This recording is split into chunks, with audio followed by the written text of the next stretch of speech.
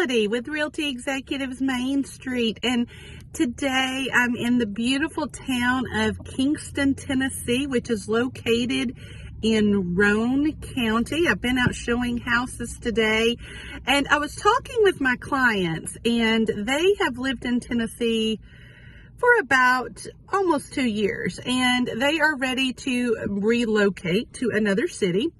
And they're a military family, and so they have lived in several different states.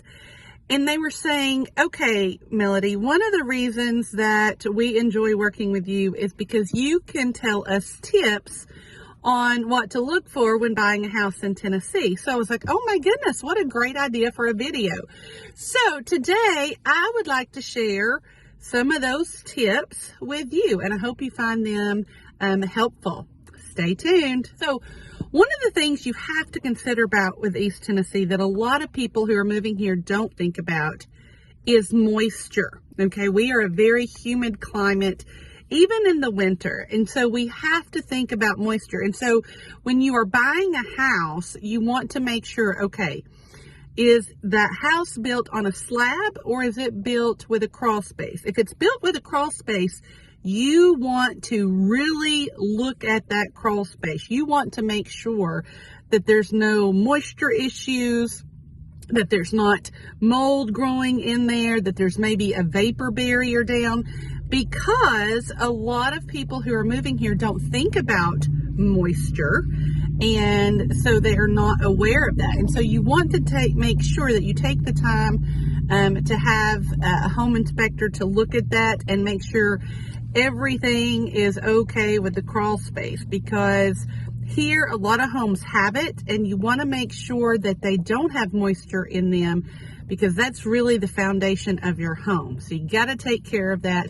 And if you're a current resident here who already has a home and has a crawl space, I would highly recommend you go take a look at that at least once a year, because things happen, right? So go take a look at it, make sure nothing has changed. I guarantee you won't regret it. So another thing that's important on buying a house here in East Tennessee is you want to think about the slope of the land, okay? Again, we have a lot of moisture, and so sometimes that's in the form of rain. We don't get a whole lot of snow, but we get rain. And so you want to think about, okay, how is water going to react to my home? If my home is up here, that's not a problem. But what if my home is down here and there's water running down that? That's not necessarily a bad thing. It's just something you have to think about. You need to think about these things as you are going to look for houses. So make sure you're thinking about, okay, if there's a heavy rain, where is that water going to go? And a lot of people who move here from out of state say, will you check and make sure it's not in a flood zone?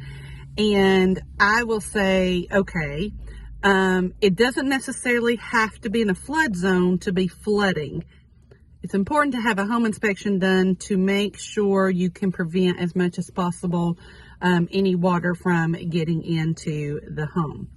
Third thing you want to think about is septic, because most homes here are going to be septic, especially if they're in a rural area. Now, a septic is not that bad. It's really, really not. I grew up in a home that had a septic tank, and I've owned homes before that have had a septic tank.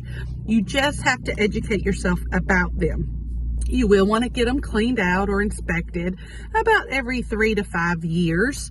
You don't usually want to put anything down the drain, any kind of grease or anything, if you can at all. Not do that. That would be great, because you just never know what's going to clog it up. But you want to be able to locate it if you can, see if there is a permit pulled on it when that septic tank was installed. And I will say that in some cases, the agent will disclose that they checked with the state to make sure that there was a septic permit filed. It was unable to be located.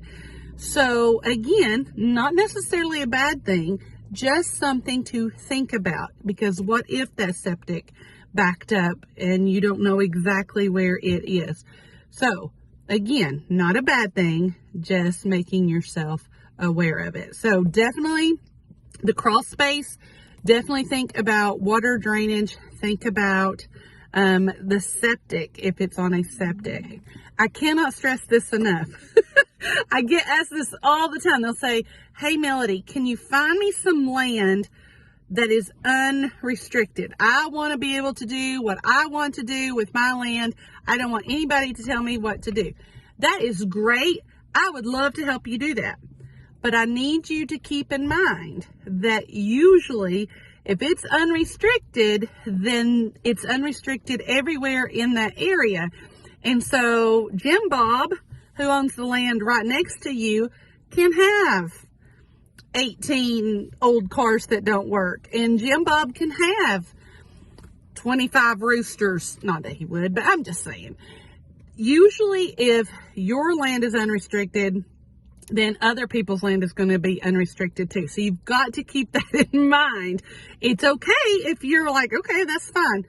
But you do have to think about it, because a lot of people, especially those moving here from out of state, I just want my own land. I want to be able to do what I want to. Well, that's great. And I would love to help you find that.